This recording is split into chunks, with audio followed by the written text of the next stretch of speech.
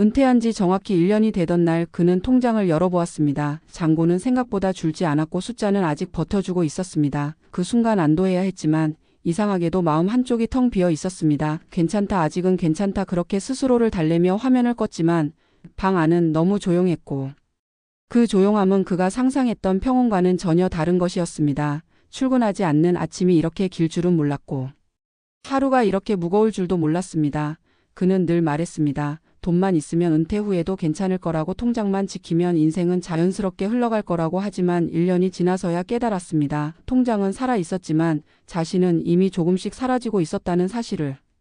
처음 몇 달은 해방감에 가까웠습니다. 알람 소리에 쫓기지 않아도 됐고 상사의 눈치를 볼 필요도 없었습니다. 아침 햇살을 느긋하게 마시며 커피를 마시는 시간이 마치 보상처럼 느껴졌습니다. 주변에서는 부럽다고 말했고 그는 고개를 끄덕였습니다. 드디어 내 시간이 시작됐다고 생각했습니다. 하지만 그 시간은 생각보다 빨리 의미를 잃었습니다. 할 일이 없는 날이 쌓이자 하루의 시작과 끝이 흐려졌고 오늘과 어제가 구분되지 않기 시작했습니다. 누구에게도 필요하지 않은 하루가 반복되면서 그는 조금씩 자신이 사회에서 밀려났다는 감각을 느꼈습니다.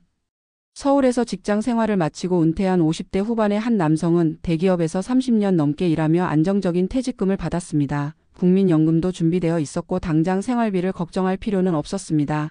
그는 퇴직 전까지 누구보다 성실했고 주변에서 인정받는 사람이었습니다. 회의실에서는 그의 말 한마디가 분위기를 바꾸곤 했고 후배들은 그를 존경했습니다. 은퇴 후에도 그럴 줄 알았습니다. 하지만 회사 문을 나서는 순간 그 모든 관계는 생각보다 쉽게 끊어졌습니다. 연락은 점점 줄었고 먼저 안부를 묻지 않으면 아무 일도 일어나지 않았습니다. 그는 휴대폰을 손에 쥐고 하루에도 몇 번씩 화면을 확인했지만 울리는 것은 광고 문자뿐이었습니다. 그는 어느 날 문득 깨달았습니다. 하루 동안 자신의 이름을 불러준 사람이 아무도 없다는 사실을, 가족을 제외하고는 누구도 그를 필요로 하지 않는다는 사실을. 그 순간부터 통장이 아무리 안정적이어도 마음은 급격히 무너져 내리기 시작했습니다. 산책을 나가도 발걸음은 목적지를 잃었고 사람들 사이에 있어도 투명 인간이 된 느낌이 들었습니다. 예전에는 명함 하나로 연결되던 관계들이 이제는 아무 의미도 없다는 현실이 그를 더 깊은 고립으로 밀어 넣었습니다. 또 다른 사례는 지방에서 은퇴한 60대 초반의 여성입니다. 그녀는 평생 맞벌이로 가정을 지켰고 아이들을 키우며 직장 생활을 병행했습니다. 은퇴 후에는 그동안 미뤄둔 삶을 살고 싶었습니다. 여행도 하고 책도 읽고 여유롭게 하루를 보내고 싶었습니다. 경제적으로도 큰 문제는 없었습니다. 남편의 연금과 자신의 연금이 합쳐지면 기본적인 생활은 충분히 유지할 수 있었습니다. 하지만 막상 은퇴를 하고 보니 그녀를 기다리고 있던 것은 자유가 아니라 끝없는 공허함이었습니다. 직장에 다닐 때는 바쁘다는 이유로 스스로를 설명하지 않아도 됐습니다. 누구냐는 질문에 직업 하나면 충분했기 때문입니다. 하지만 은퇴 후에는 그 질문이 너무 어려워졌습니다. 이제 나는 무엇을 하는 사람인가, 무엇으로 하루를 채워야 하는가. 아침에 눈을 떠도 나갈 곳이 없었고 누군가를 만나도 대화의 중심에서 자연스럽게 밀려났습니다. 젊은 사람들의 이야기에는 끼어들 수 없었고 또래 친구들마저도 각자의 방식으로 바쁘게 살아가고 있었습니다. 그녀는 집 안에서 점점 더 많은 시간을 보내기 시작했습니다. 텔레비전은 하루 종일 켜져 있었지만 화면 속 이야기는 마음에 남지 않았습니다. 식사는 대충 해결했고 외출은 점점 줄었습니다. 처음에는 잠시 쉬는 시간이라고 생각했지만 그 휴식은 끝나지 않았고 어느 순간부터는 다시 일어나는 방법을 잊어버린 상태가 되어 있었습니다. 통장은 아직 괜찮았지만 삶의 밀도는 급격히 옅어지고 있었습니다. 은퇴 후 1년이라는 시간은 생각보다 짧지만 동시에 인생의 방향을 완전히 바꿔놓기에 충분한 시간입니다. 많은 은퇴자들이 이 시기에 착각합니다. 돈이 버텨주면 삶도 함께 버텨줄 거라고. 하지만 현실은 다릅니다. 돈은 시간을 벌어줄 수는 있지만 의미를 만들어주지는 않습니다. 회사라는 구조 안에서 자동으로 주어지던 역할과 관계와 리듬은 은퇴와 동시에 사라집니다. 그 자리를 스스로 채우지 않으면 하루는 공백이 되고 그 공백은 곧 자신을 잠식합니다. 1년이 지나면 사람들은 더 이상 은퇴자를 위로하지 않습니다. 처음에는 고생했다며 시간을 주지만 시간이 흐를수록 이제는 적응했겠지라는 시선이 따라옵니다. 그 기대 속에서 은퇴자는 더욱 혼자가 됩니다. 힘들다고 말하기에는 너무 늦은 것 같고 괜찮다고 말하기에는 마음이 무너져 있습니다. 그렇게 통장은 멀쩡한데 삶은 이미 끝난 것 같은 느낌 속에서 하루를 견디게 됩니다. 은퇴는 끝이 아니라 전환이라고들 말합니다. 하지만 그 전환은 자동으로 이루어지지 않습니다. 준비되지 않은 전환은 공백이 되고 그 공백은 사람을 빠르게 늙게 만듭니다. 1년 동안 아무도 필요로 하지 않는 하루를 반복하면 자신이 쓸모없어졌다는 감각이 깊게 뿌리내립니다. 그때부터 삶은 조용히 무너집니다. 겉으로는 아무 일도 없어 보이지만 안에서는 이미 많은 것이 사라지고 있습니다. 이 이야기는 특별한 누군가의 이야기가 아닙니다. 지금 은퇴를 앞두고 있는 많은 사람들 그리고 이미 은퇴한 사람들 대부분이 한 번쯤은 겪는 감정입니다. 통장이 괜찮다는 이유로 이 신호를 무시하면 그 대가는 생각보다 큽니다. 은퇴 후 1년은 인생을 다시 설계할 수 있는 마지막 기회일지도 모릅니다. 그 시간 동안 무엇으로 하루를 채울지 누구와 연결될지 어떤 역할로 살아갈지를 고민하지 않으면 통장은 남아 있어도 삶은 점점 멀어집니다. 은퇴는 돈으로 버티는 시간이 아니라 의미로 살아가는 시간입니다. 그 사실을 너무 늦게 깨닫지 않기를 바랍니다. 통장은 아직 괜찮을지 모르지만 인생은 기다려주지 않습니다. 지금 이 순간에도 하루는 흘러가고 있고 그 하루들이 모여 당신의 은퇴 이후 인생을 만들고 있습니다. 그 인생이 공백으로 남을지 새로운 이야기로 채워질지는 지금의 선택에 달려 있습니다. 은퇴 이후의 삶을 이야기할 때 우리는 여전히 돈을 중심에 놓습니다. 얼마가 있으면 괜찮을지 몇 년을 버틸 수 있을지. 연금이 충분한지부터 계산합니다. 물론 돈은 중요합니다. 그러나 실제 은퇴자들의 시간을 따라가 보면 통장이 무너지기 전에 먼저 무너지는 것이 있다는 사실을 피할 수 없습니다.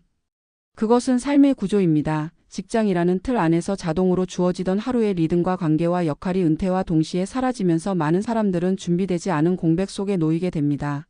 이 공백은 겉으로 드러나지 않기 때문에 더 위험합니다. 주변에서는 아직 괜찮아 보이고 본인 역시 큰 문제는 없다고 생각합니다. 하지만 의미 없는 하루가 반복되면서 삶의 밀도는 빠르게 낮아지고 스스로를 설명할 언어를 잃어갑니다.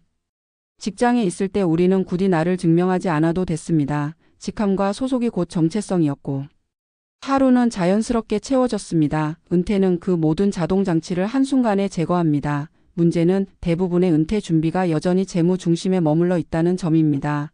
은퇴 이후의 삶을 어떻게 살 것인지, 어떤 관계를 유지할 것인지, 하루를 어떤 역할로 채울 것인지에 대한 질문은 뒤로 밀려납니다. 그러다 은퇴가 시작되면 사람들은 갑자기 너무 많은 자유 앞에 서게 됩니다.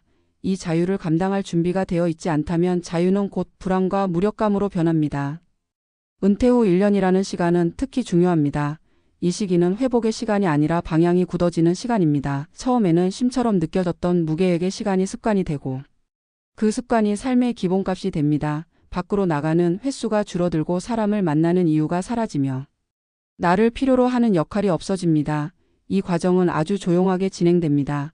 그래서 대부분은 깨닫지 못한 채 흘려보냅니다. 그러다 어느 날 문득 통장은 멀쩡한데 삶이 비어 있다는 사실을 마주하게 됩니다. 많은 은퇴자들이 말합니다. 다시 돌아갈 수 있다면 은퇴 전으로 돌아가고 싶다고 하지만 실제로 그들이 돌아가고 싶은 것은 직장이 아니라 직장이 주던 구조와 연결감입니다. 누군가와 함께 움직이고 누군가에게 필요로 되는 감각, 하루를 마치며 오늘도 할 일을 했다는 느낌입니다. 이 감각은 돈으로 대체할 수 없습니다. 오히려 돈이 충분할수록 더 쉽게 놓치게 됩니다. 돈이 있으니 괜찮다는 착각이 삶의 구조를 다시 세우는 일을 미루게 만들기 때문입니다. 은퇴 이후의 삶에서 가장 중요한 자산은 현금이 아니라 역할입니다. 작더라도 지속적으로 나를 부르는 역할, 하루의 시작과 끝을 만들어주는 일정, 누군가와 정기적으로 연결되는 약속, 이런 요소들이 삶의 중심을 잡아줍니다. 은퇴를 잘 준비했다는 사람들의 공통점은 자산 규모보다 생활의 설계에 더 많은 시간을 썼다는 점입니다. 어디에서 누구와 무엇을 하며 살 것인지에 대한 그림이 있었고 그 그림을 조금씩 현실로 옮겼습니다. 전문가들은 은퇴 이후 급격히 무너지는 사람들의 공통된 특징으로 관계의 단절과 활동의 부재를 꼽습니다. 이는 우울감이나 무기력으로 이어지고 결국 건강과 재정에도 영향을 미칩니다.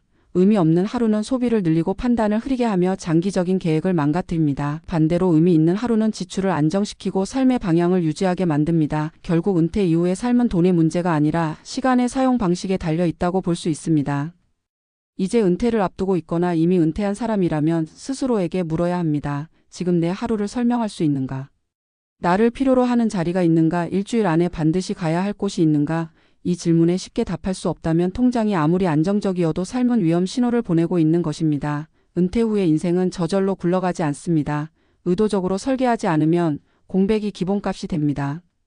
은퇴는 끝이 아니라 두 번째 삶의 시작이라는 말은 준비된 사람에게만 해당됩니다. 준비되지 않은 은퇴는 끝이 아닌 소멸에 가깝습니다. 지금 이 글을 읽는 순간에도 많은 은퇴자들이 이유 없는 피로와 공허함 속에서 하루를 흘려보내고 있습니다. 그들이 부족했던 것은 돈이 아니라 삶을 다시 조직할 언어와 계획이었습니다. 통장은 버텼지만 인생이 먼저 무너졌다는 말은 결코 과장이 아닙니다. 이제라도 늦지 않았습니다. 은퇴 이후의 삶은 다시 싸울 수 있습니다. 작은 약속 하나, 정기적인 역할 하나, 의미 있는 연결 하나가 하루를 바꾸고 하루가 인생을 바꿉니다. 은퇴는 내려놓는 과정이 아니라 다시 선택하는 과정입니다. 돈만 계산하지 말고 삶을 설계해야 하는 이유가 여기에 있습니다. 이 글을 읽고 있는 당신 역시 언젠가 은퇴자가 됩니다. 그때 통장뿐 아니라 삶도 함께 살아있기를 바란다면 지금부터 준비해야 합니다. 은퇴 후의 인생은 기다려주지 않지만 지금의 선택은 분명히 미래를 바꿀 수 있습니다.